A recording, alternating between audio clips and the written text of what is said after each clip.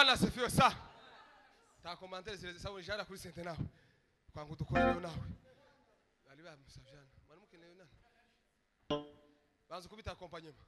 Sabuna banza shubira. Kubitaje accompagnement.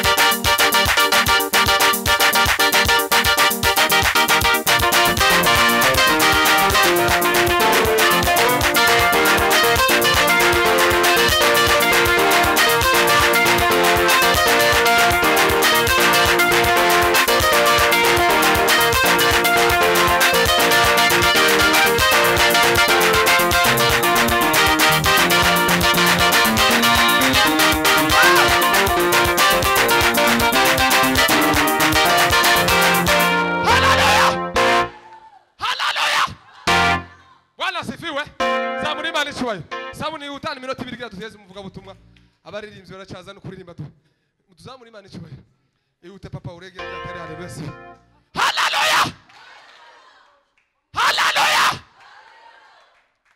haleluya zamuri Imana icyubahiro ihute papa ihute nwentegereje kubita umuziki teka kubita Elias imye zamuri Imana icyubahiro ndio haleluya haleluya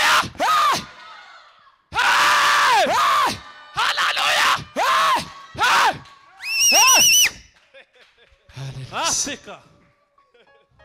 Hallelujah, hallelujah. Hallelujah, hallelujah. Hallelujah. Bwana asifiwe. Amen. Hallelujah. Bwana asifiwe sana. Hallelujah. Hallelujah. Hallelujah. Hallelujah. Hallelujah. Hallelujah. Hallelujah.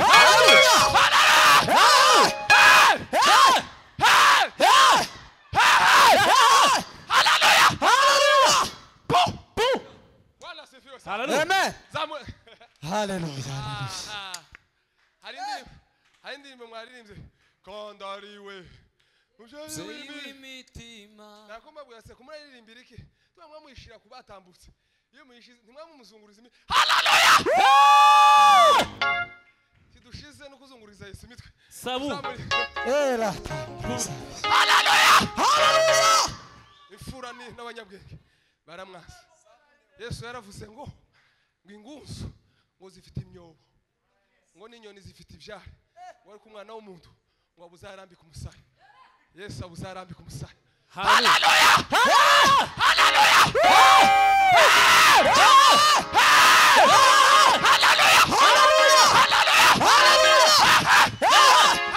Hallelujah! Bwana asifiwe. Amen. Ako mwokumva je ukuntu nari nezere muri zo za rero. Naringiye kure ku muziki. Bama gukubita muri 9 tomato. Twese muvuga buto. Mwe ngabavuze akaruru. Hallelujah. Kandi ushire ku twaro wawe. Werekeze ku mutima wawe. Nta wundi uzogusabira umutima wawe. Keretse wenyine wihaye amadecision no guhamagaza Yesu Kristo umutima wawe. Zamuri Imana icyubahiro. Ndio. Hallelujah. Hallelujah! Hallelujah! Hallelujah! Hallelujah!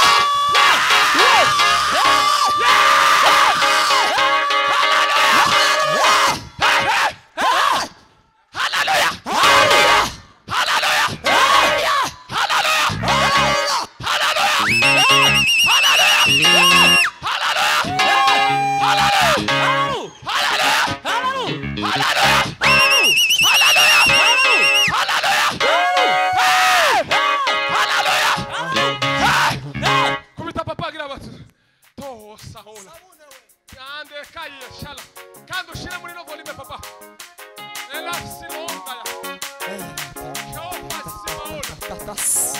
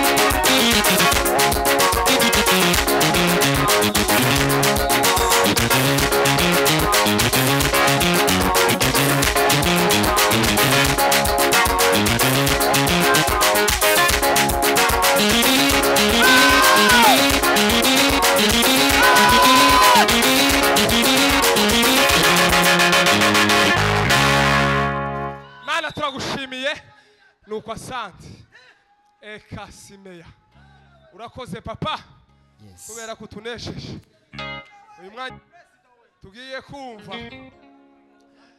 mwizina rya Yesu. Sabuni we tugeze kuri zira modoka papa.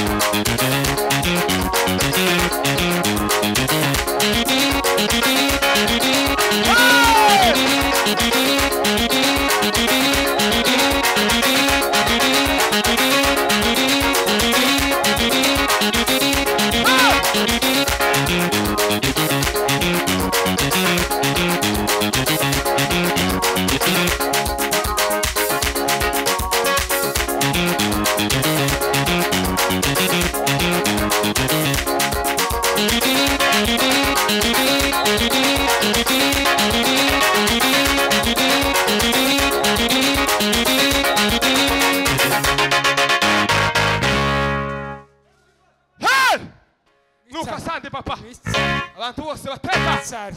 bumva icyo ushaka mu ijambo ryawe Nitsari. amashi menshi zokate paya mwami wacu Kuko ari wowe Mana. tegereze Izina ryawe rishigwa hejuru Kristo. Asante kutugana uyu mugoroba mwiza wo kukunezererwamo. Hey! Ugize neza Kristo nshobora kubivuga. Ugize neza Kristo iminwa yawe nshobora kuzatura. Kristo turi imbere y'amaso yawe uyu mugoroba. Asante ko waganye uyu mugoroba mwiza. Asante ko watugereye neza kugira ngo mwami tubashe kunezerwa.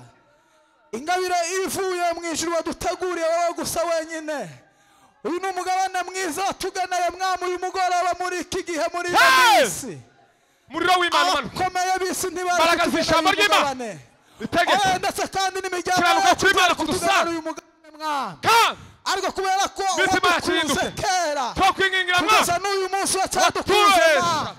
Niyo mpamvu Abateraniye wabonye aho. kugira ngo tuganare uyu mugoroba Abasore. mwami. Kugira ngo natwe Abapapa tubashe n'abamama. kunezererwamo Kristo. tunezerwe papa Dufite uko udusanga twogushima ariko Buri wese amagambo yongere magufi kandi umucunguzi mwiza. asubizwe mu imbaraga Turavuga ngo n'icyerekezo ushimwe ko tugiriye Twakiriye Yesu neza. kubw'ijambo ryawe. Ushimwe ko wongeye kandi kubana natwe. Ushimwe ko wongeye kandi kuduha kunezererwa imbere yawe. Ushimwe ko wongeye kandi kwemera kubana natwe. Ushimwe kandi ko wongeye kandi kwemera kuvugana natwe. Ushimwe data ko wongeye kandi kutuganira umugoroba mwiza. Imitima y'abari iranezerewe mucunguzi mwiza. Abakomeye n'aboroheje bateraniye imbere y'amaso yawe mwami kugira ngo wumve icyo ushaka kuri twebwe. Twebwe twese mwami Imana yaje bakuru n'abatoya tuganditse ahangaha. Hari icyo wateguye Kristo twebwe tutazi. Ariko ndasaba kugira ngo izo mbaraga zisumba byose. Izo mbaraga z'Imana ikomeye. Izo mbaraga z'Imana yabuje. Izo mbaraga diriva la foste quatre des nevolar me ne code zanava. E la rimaria tutte cotta labbra je ne ve le garde de ne pro. Rivarie ne ma secco che si chiri de quatre brose ne va. Hormeri marine e tendre prese ne volori del brisce. Sai de coca ancro de zevello lo animo pupuri de va. Sinagi mana shigwasu. Sinagi mana jamama.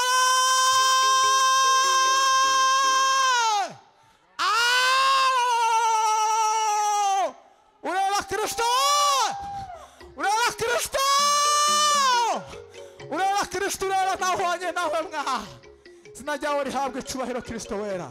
Urakoze natwe tukuzamura icubahiro kuko ari wowe Mana yacu mu izina rya Yesu Kristo. Amen. Amen. Imana ibaho umugisha cyane mu hasi.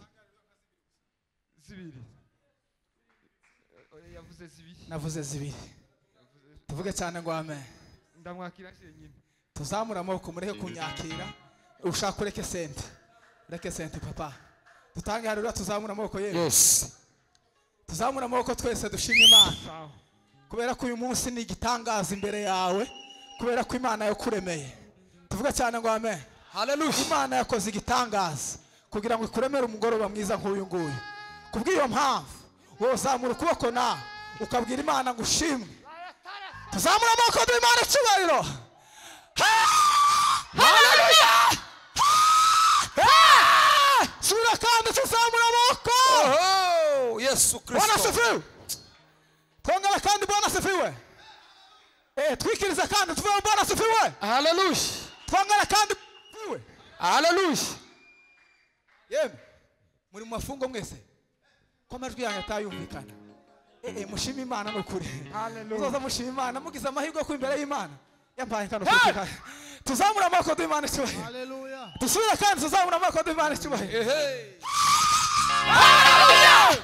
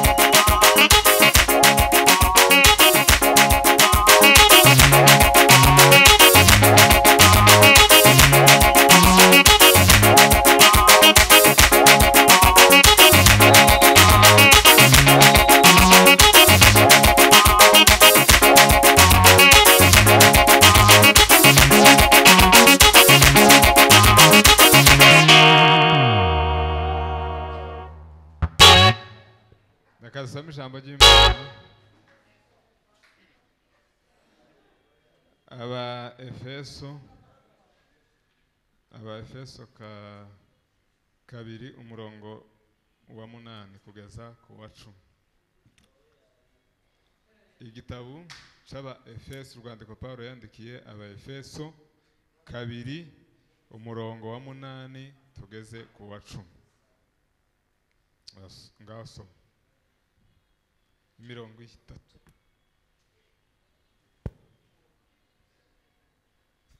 Efeso abiri ku murongo wa 8 kugeza ku wa 10. Haravuze ngo mwakijwe n'ubuntu kubwo kwizera. Ntibyavuye kuri mwe ahubwo n'impano y'Imana. Ntibyavuye no ku mirimo kugira ngo hatagira umuntu wirarira. Kuko turabo yaremye ituremeye imirimo myiza muri Kristo Yesu. Iyo Imana yiteguriye kera kugira ngo tuyigenderemo. Amen. Amen. Yakobo igice cya 2 umurongo wa 22. Yakobo igice cya 2 umurongo wa 22 turasoma henshi. Yakobo 2:22 Gase kuri 25. haravuze ngo ubonye yuko kwizera kwafatanije n'imirimo ye, kandi ko kwizera kwe kwatunganijwe rwose n'imirimo ye, nico cyatumye ibyanditswe bisohora bya bindi bivuga ngo Abrahamu yizeye Imana bimuhanyirizwa no gukiranuka, yitwa inshuti y'Imana. Mubonye yuko umuntu adasindishirizwa n'imirimo, atsindishirizwa no kwizera gusa. Ndore namaraya uwo Rahabu mbese ntiyasindishirizwe n'imirimo ubwo yacumbikiraga za ntumwa akaziyobora indi nzira. Amen. Nakire cyane ngo amen. Abagalatiya 5:20. Abigalatiya 5:20 umurongo wa 20 ugeze ku wa 23. haravuze ngo no gusenga ibishushanyo no kuroga 22. 22. 5:22. Yego. Ariko rero imbuto z'umwuka n'urukundo n'ibyishimo n'amahoro no kwihangana no kugira neza n'ingeso nziza no gukiranuka no kugwa neza no kwirinda. Ibimeze bityo nta mategeko abihana. Amen. Amen. Reka dusenga Imana hanyuma dukomeze. Data, mu izina rya Yesu Kristo turagushimiye, turaguhimbariza imbaraga zawe zikomeye n'umuntu bwawe bwinshi. Watugiriye neza muri uyu muhana, abangana gutya turahumeka, turagenda, turashima. Satani ntiyabuze kuturwanya, ariko kandi watunesheje, turagushimiye. Nta n'ufite icyo yakoze, ahubwo byose ni ku buntu bwawe. Tugeze umwanya w'ijambo ryawe, turasaba ngo ijuru ikinguke mu izina rya Yesu Kristo. Ibyo wowe wateguye Mwami washe kubitugezaho, tutongera kandi tutagabanya, ahubwo Mwami byose bibeho ku bwawe, maze rero tubyakire bigira aho bituvana naho bitugeza ku bw'izina rya Yesu Kristo. Amen.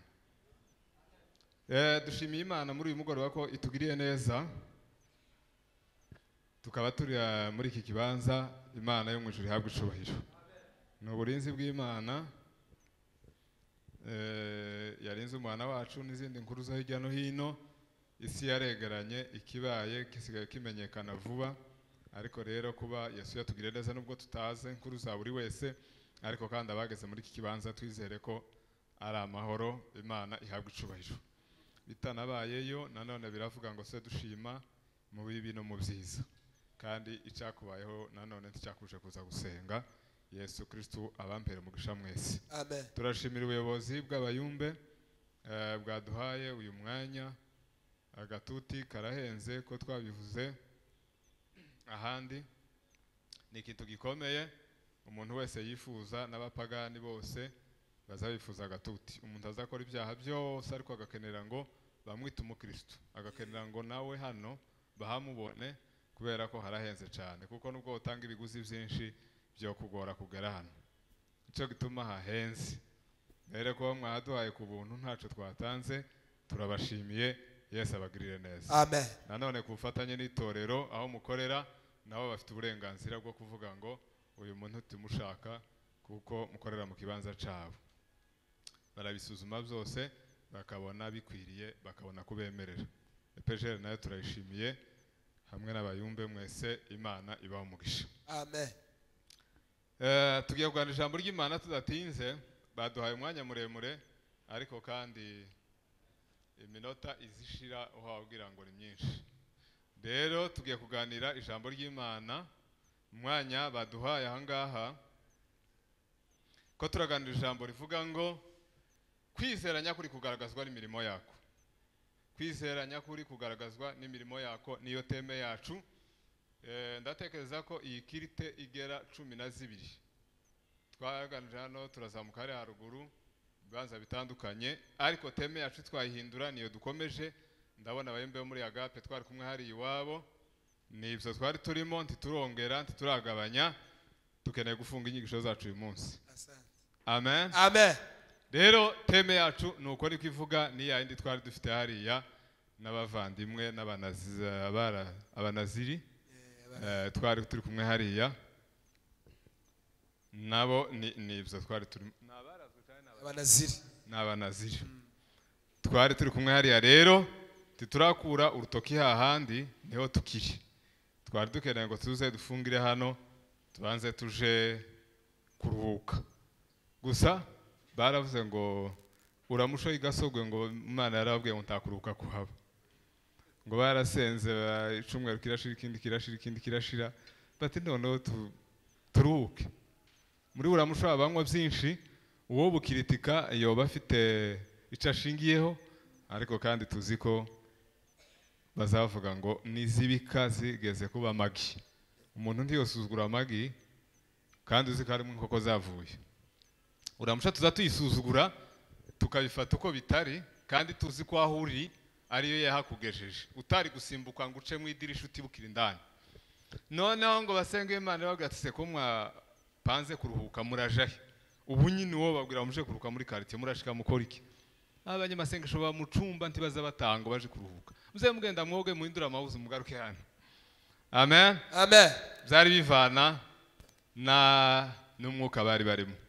Twari tuvuze tuti rero natwe twari dukeneye ngo tuvuge bwa nyuma tube dufunze, ariko Yesu yokongera kudutuma handi twogenda.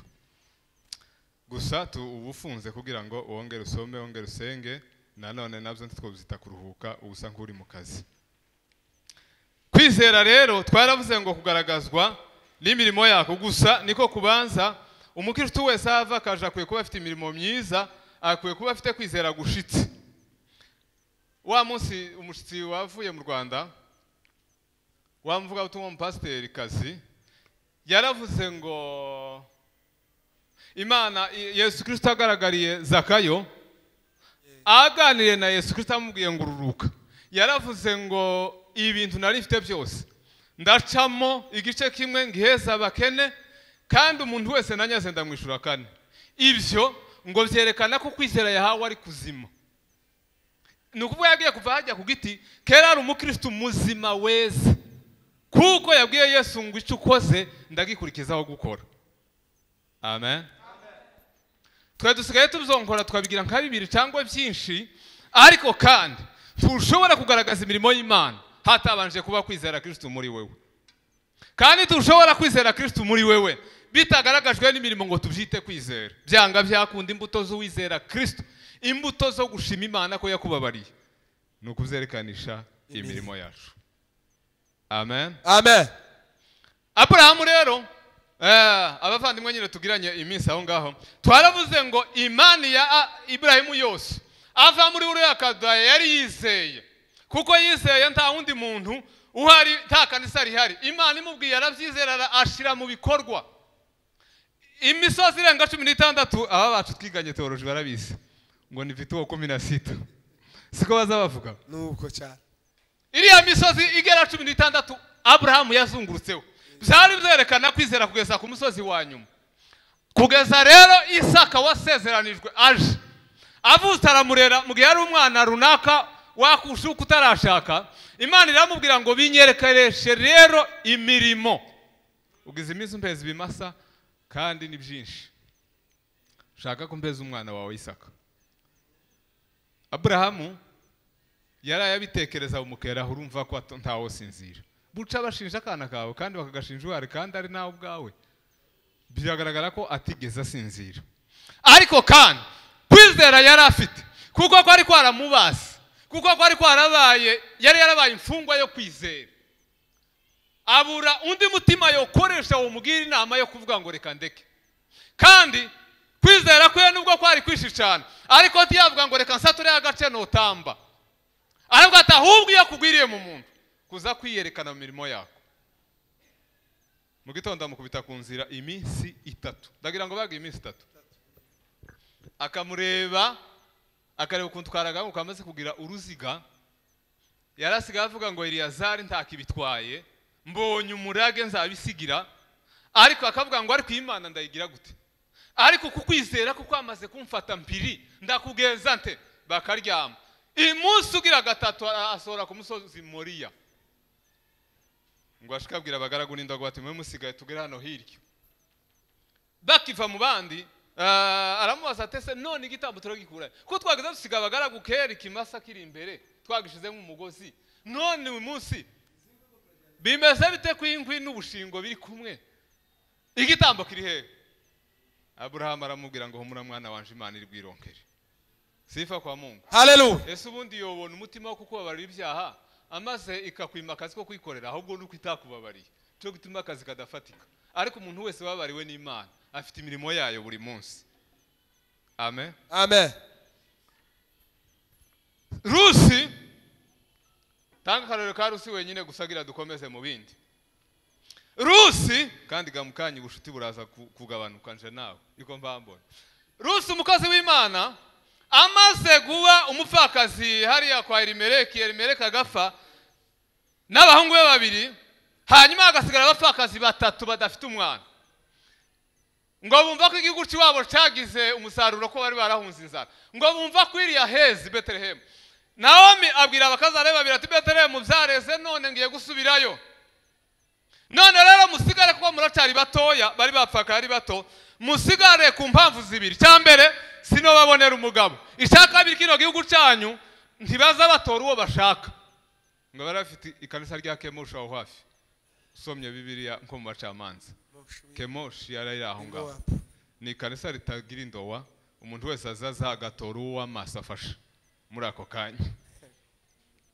naho mabwira umukazana ati wewe hano nimusigare bana banje Bibiliya itubwira ngo yarababwiye ngo nubwo uyu munsi narapfakaye ariko nubwo nogira umugabo none ngatwita ese mwomurinda nimusigare Orupabiri zitubwira ngo asoma nyirabukora musezera arambwira tuvuze ukuri mukecuru Amupiga kisoko.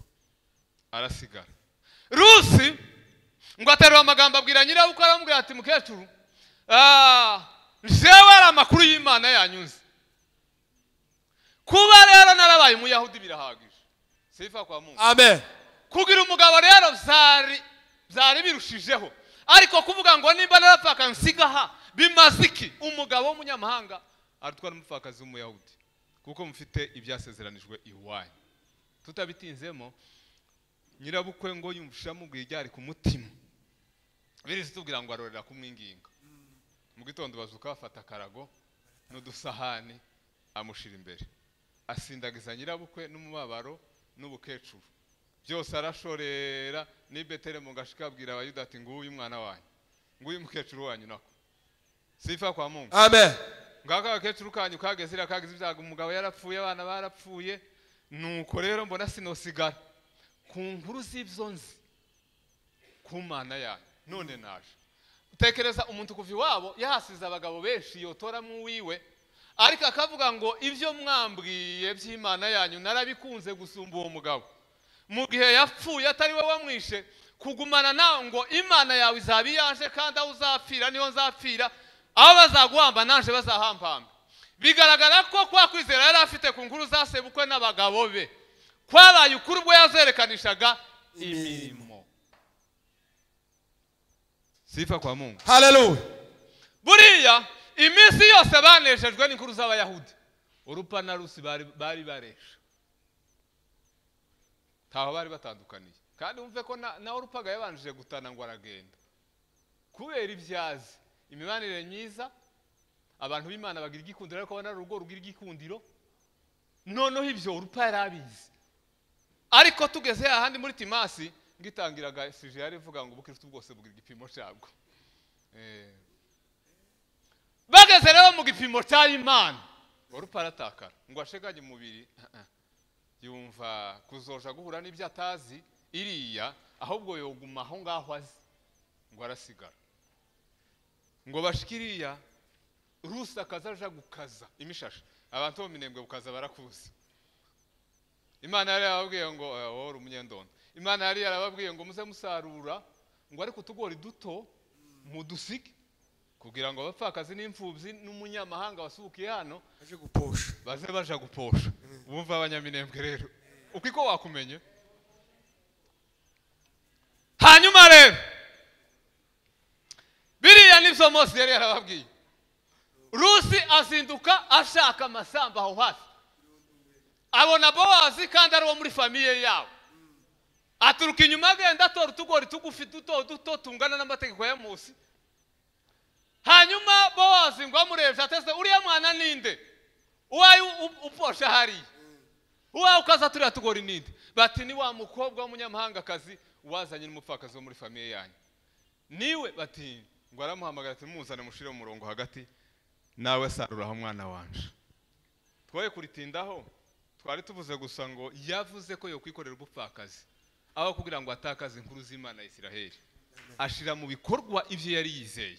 Babona afite ikirago ku rutugu n'udusahane n'udusafuriya na nyerera bukwe w'umukecuru umupfakazi, n'amasambu yaragiye bisaba ibintu birebire.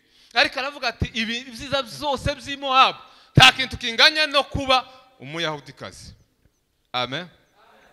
Imani yawe igihe cyose itazaba ifite imirimo yayo ni igicupuri, kandi igihe cyose uzaba ufite imirimo itaraciye mu buntu nayo kandi uwaciye mu idirisha. Tabuca umugenzi kiza kivuga ngo irembo ni ririya twese ni rimwe kabisa. Nduzi ko azavuga ngo wa mugabo nta bwenge ngo yagiye nta rwandiko, ngo agira ngo arinjira bamubaza urwandiko. Hariho igitero kivuga ngo babanje kumubaza ngo akatanga bwa mbere. Mbese ni nk'uko wowe ufite ikamyo ujanye nk'amabuye y'agaciro yakuri iwacu yajana ahandi, mbere yuko babona ko ari bya fraud, bo bazabanza bakakubaza irangamuntu cyangwa se perimi, bakazobona kugeza ku bipapuro rero bya OBR nyuma. Ariko babanje kubaza niyi modoka igonze gute, identite yawe yose. Imodoka igonze gute bazabanza kubaza. Mbonye gane nimvuga ngo perimi ntagira imodoka noja kubyica. Babanza kubaza perimi kandi batarekeraho, mumaraga mukagera iriya ku bindi byangombwa akaruba kabayo kunyaga. Noneho rero muri wa mugabo nta bwenge ngo bamabanza kumaza tufatire rero ku modoka, perimi iri he? Rwanda. None udafite perimi uraza kubona carte jaune ubone ubone na OBR tibikunda. Nukuvuga rero ngo no mu mirimo Imana mbere yo kudushimira mu mirimo ngo izabanze rebe mu gahanga. Ikimenyetso cy'umwuka wari uragifite. Winjiye mu itorero winjijwe n'umwuka w'Imana. Warabanjije urajuta mugani wa Benjamin. Warabanjije ugera mu rwego rwiza. Hanyuma ubona iyi mirimo yawe ikomoka muri kare ya gakiza. Cyangwa wabanjije imirimo nta gakiza. Nico wa mugabo nta bwenge gayazize. Yari yuriye. Yari yaciye mu idirisha. Yari yuriye. Amen. Hallelujah. Yakobo rero yavuze ngo biragaragara ko umuntu abasha gutsindishirizwa n'imirimo kuboko yabihujije. Yaravuze ngo bene data murabona ko kwizera uko kungana kose kutabashije kwita Abrahamu mukirano, ariko bihuye na Isaka rero kugira ngo ubaye umukiranutsi kandi ubaye n'inshuti yanjye. Inshuti urabizi akamara k'inshuti ni umujenama w'iminsi yose, conseiller permanent, bandi bose zaza basimburana. Sifa kwa Mungu. Hallelujah. Paulo yandikiye aba Efeso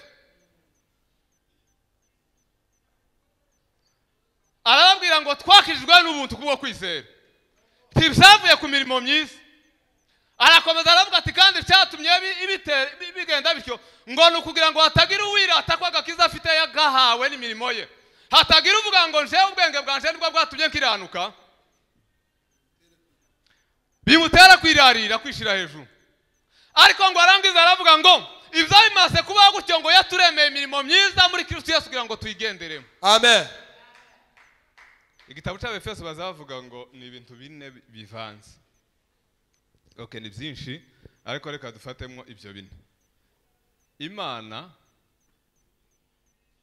yaremye umuntu ngo imushira muri Yesu ngo akore imirimo y'Imana akoresheje amaboko y'umwuka. Nibyo bazabita rero Abefeso.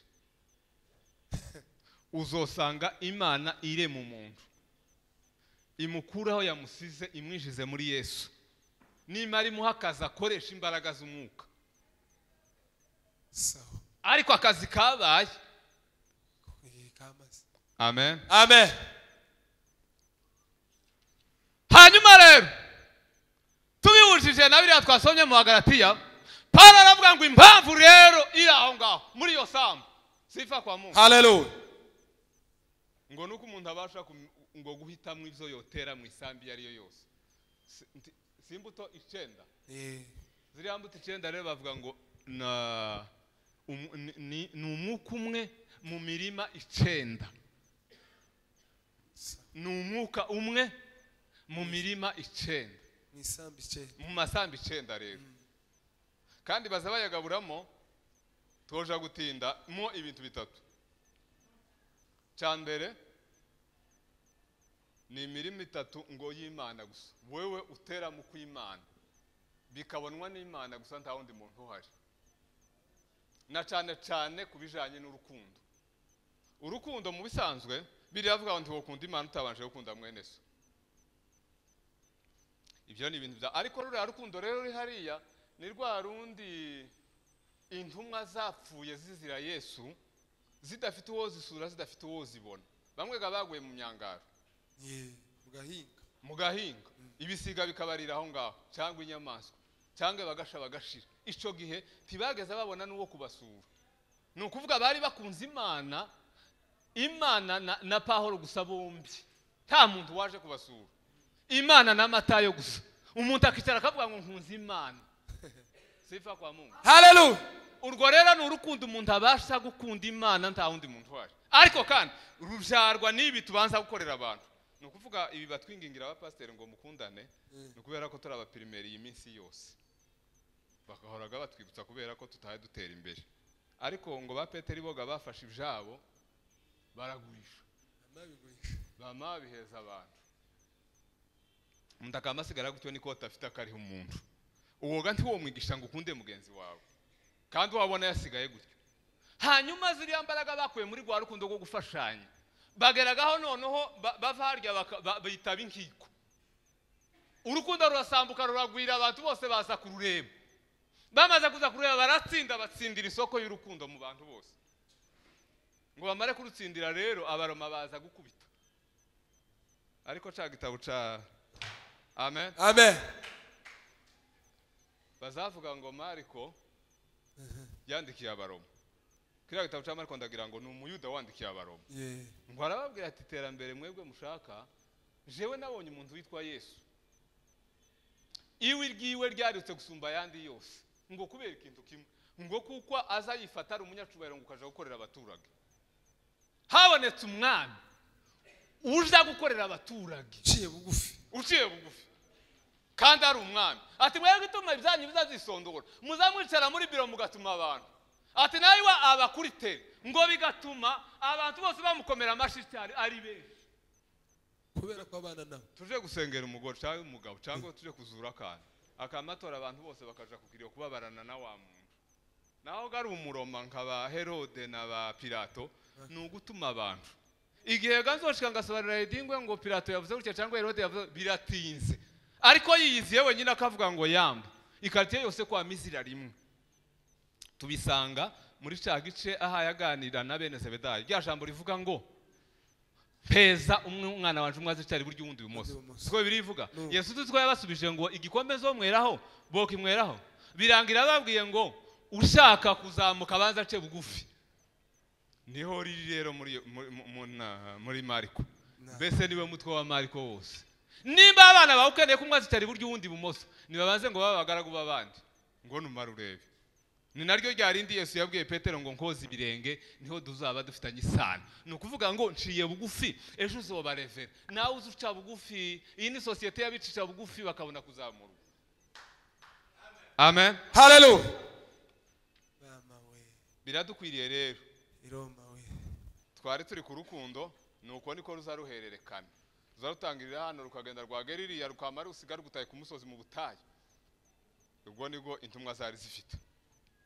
ingorane rero ihari uwo bisoma twavuze ngo bitatu bibanza n'ivy'Imana bitatu bikurikira n'ivy'umuntu akunda uwundi muntu bitatu vyanyuma ngo nivyo Imana ikubonamo nta wundi wakubonye nanone tutabitinzemo rero dore ukuntu tumeze abanone umuntu ariruka ugasoma ibyanditswe byera byamara bikakurangira isambu uwo bibibamo ukanga ngo isambu iragoye ngo ariko nanje ndabatera hano mu meri umuntu agahitamwe imbuto kandi ugahitamwe n'umurima ugakerera ngo abantu bakuvuga aha kandi wateye hari amen amen nibyoga yaza yamagana Paulo niba bisaba urukundo biba mu rukundo nyine niba bisaba kwihangana biba mu kwihangana nyine nimba utihanganiye naka ntukatubwire ngo ye ariko nzihanganira naka niko gasuzatumye uyarananiye kumwihanganira uyarananiye kumwihanganira ariko nzobana nabiganira ariko biganiriwe zobiganira eketa ukamutora yasaba ukamera kuko umuntu ni nko gutora insina y'igitoki imusika irurenga ukamuyizana mu mitamba kwa pastor ndatabaye ukayitera kumera ko yokora igitangaza ariko kugira ngo izere uhosaza imvi zikaza nta gitoki cobo nigeze kugera ku kabari gihe kimwe muri 98 mpabona ivoka umuntu wari uvuye za Rwanda arambwira ati iyi ni ivoka yarashishe gusa yashisha tiruye nariko mbabwira rero abiwacu utoye nk'intama zo mu mitamba ukazijana urenge hariho ubwatsi bw'agahira zose zo kwishwa n'ikibagarira ntiyasigare nimwe ubushoboye bwose imana ariko twebwe tukavuga ati no je ndi umukristo ariko ndabiba hano ayo makondisiyo y'Imana n'umwuka wera nayanye je ubukristo bwanje nubu kandi burera ukaduhatira kwemera Paulo aravuga ngo ntibikunda ivy'amahoro n'amahoro ivy'ibishimo n'ivy'ishimo by'urukundo n'ivy'urukundo ivy'imbabazi n'imbabazi ivyo wakora ni vyiza ariko nuko wakora ivy'abandi mu gihe bano badahamye ubukristo bwawe ibyo bindi wanyereka kuratera mu isambu zitarizo amen haleluya nabonye aka message k'umushumba Pastor Noah yandika ati abantu bagumye kugira Imana nyinshi bamwe bari mu kuja muri WhatsApp bakatakariza umwanya abandi bakaja handi sinibyo nyine hari akuri agape naza mbabwira tukagira umunsi wo kuja muri sona ariko tutogira umunsi wo gusoma ijambo ry'Imana tugira umunsi wo gusenga umaze imyaka 5 mu bujuke utagira umunsi wo gusenga ivyanditswe vyera n'imirimo yavyo n'imbaraga vyavyo nta munsi numwe wigeze uvuga ngo zozasenga kuwa kabiri cyangwa kuwa gatanu kubera ko ivyanditswe vyera ari ingumba muri wewe ntibyigeze bibyara kandi kantu ahubwo umaze kuba umunyakizungu cinshi wafashe ko weekend ari umunsi w'ikimono gusa muri quartier kwa mubona natwa turadiyo twasabufu ahagenda tegera n'ikimono ngo ni umunyakizungu none ku cyumweru uzotubwiriza ibyandi by'ikizungu bya Paulo byandi nimba ari bya Paulo rero genda gurebe ibyamubayeho muri za Efeso wa musi twari turi hariya bazabambaza bacate wabisomye genda umurebe mu mibabaro yiwe ya buri munsi kugira ngo Imana erega ntibonere kwa udafite imibabaro iyerekwa ryose riva ku gahinda k'ibyanditswe byera. ishuri Hishurirwa ryose rituruka mu gahinda. Ariko mu kimono na karavante, ikimono na karavante edi ibintu byose waragabuye, ibintu byose. Hari umuzungu n'umushije John Wycliffe ngo yari mu missionnaire, ngo yubaka inzu nziza muri Amerika, ngo arangize ngo ashiramwo icumba kimwe akabiro ngo kiwe ko kuruhuka.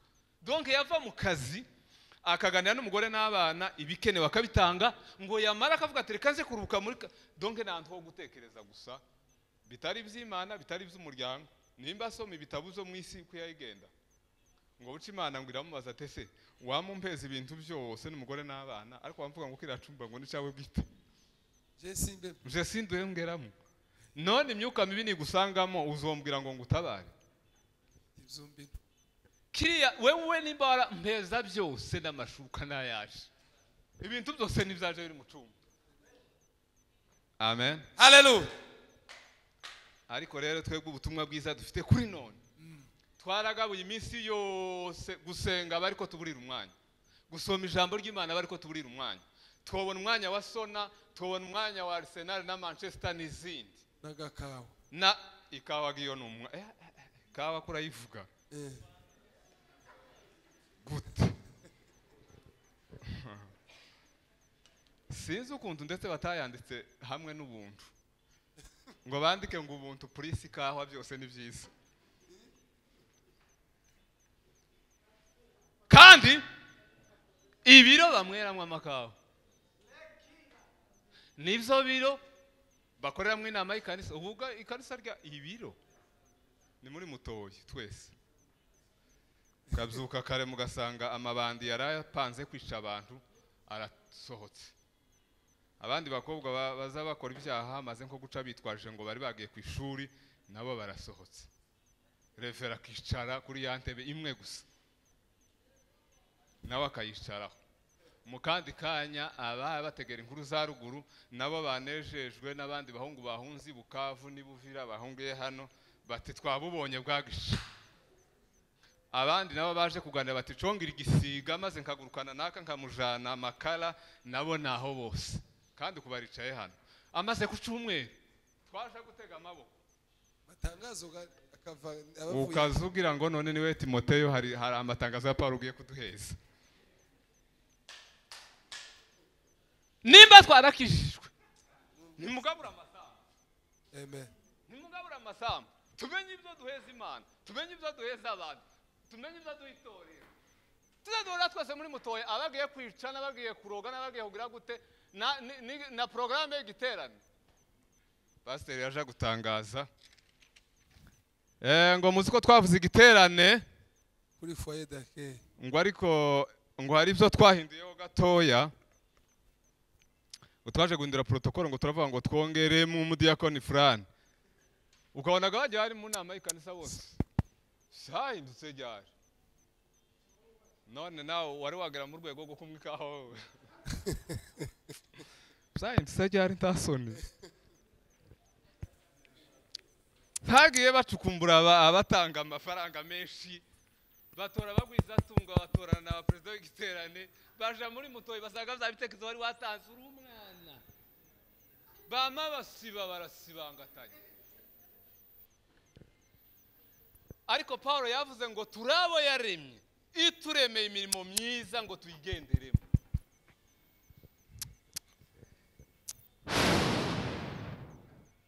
Bwana sifiwe sana. Igisiga cohamba umuntu muri Makara, wewe ejo bundi nabonye abantu bavuye aho hakujya kama mbona umuntu twarama mubwira nabi bene iyo kwica umuntu.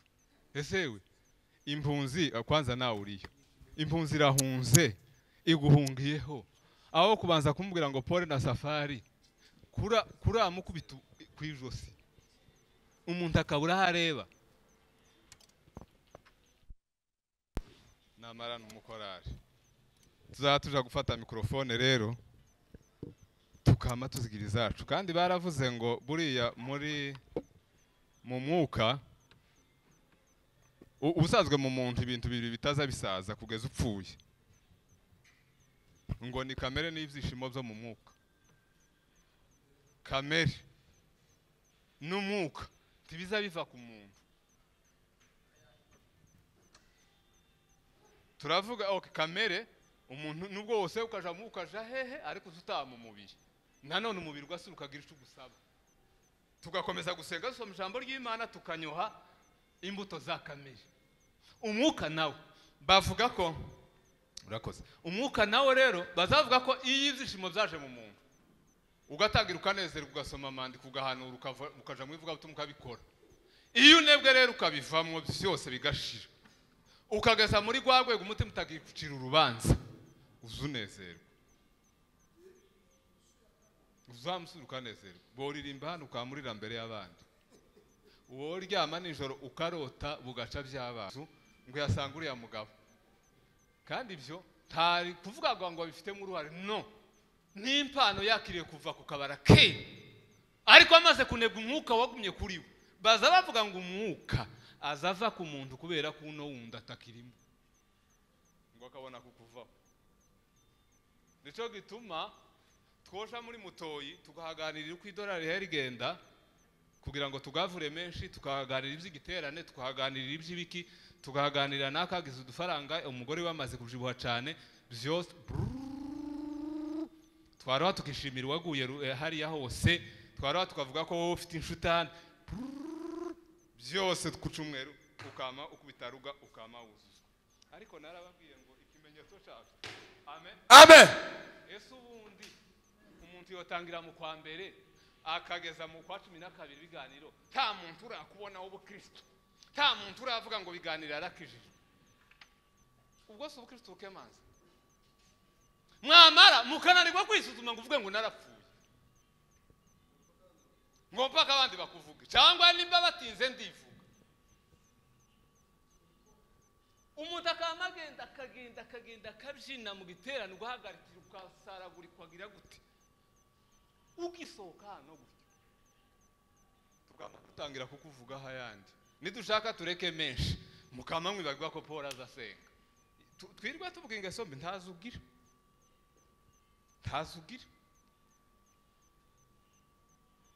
ariko kandi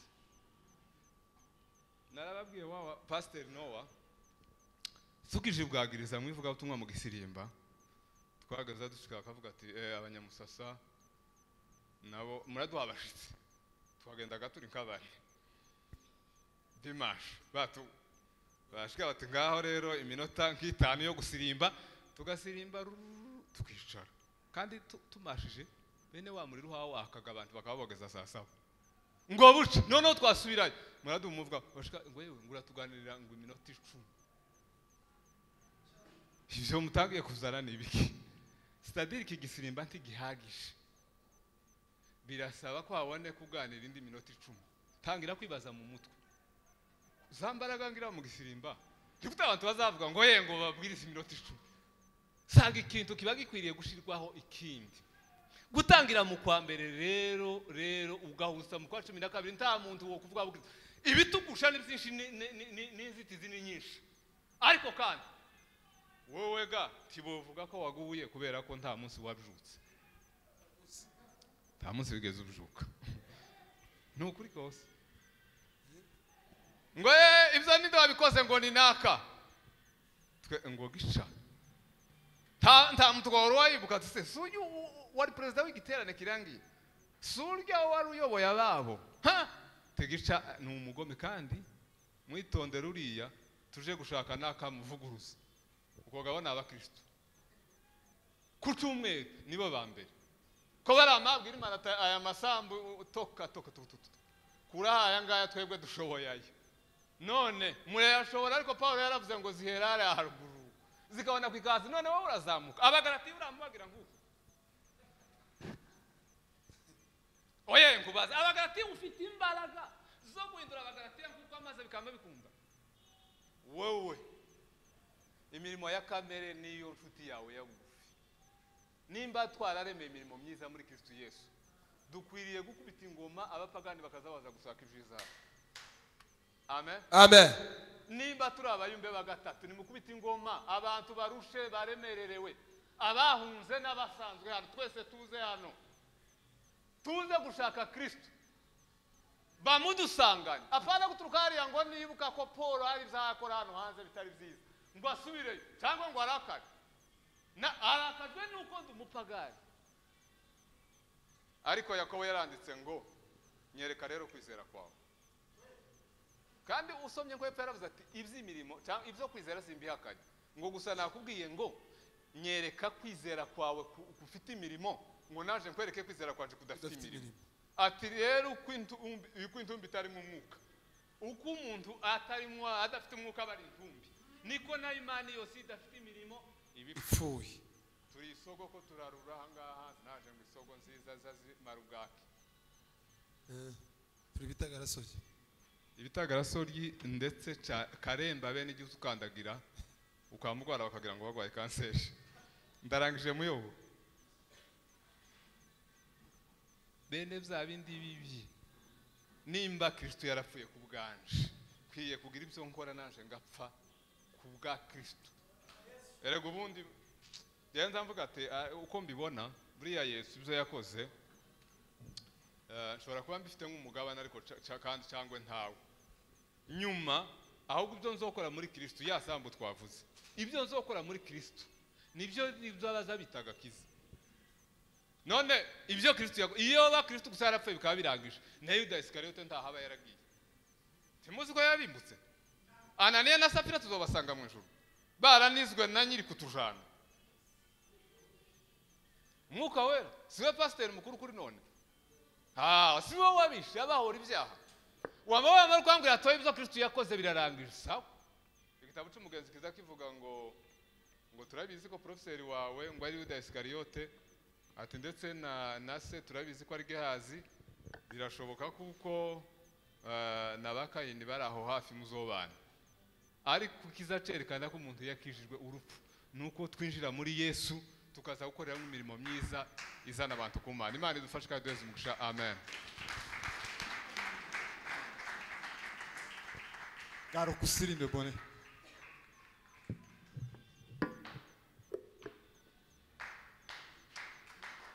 Mana iguha umugisha cyane ijambo ry'Imana amashi menshi nuko mamasi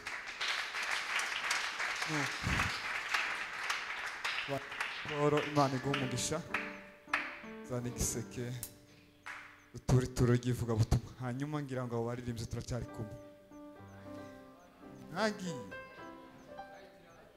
right irahari muze muduhe indirimbo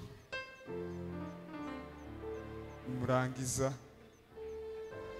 tuze kumva Bonera yari yansabye gusirimba wenyine aze gusirimba iminota mikeya hanyuma abandi batake naho.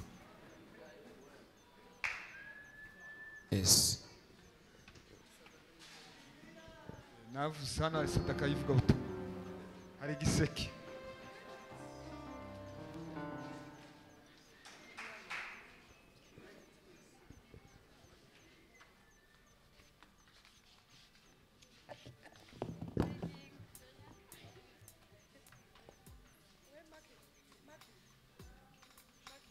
Yes.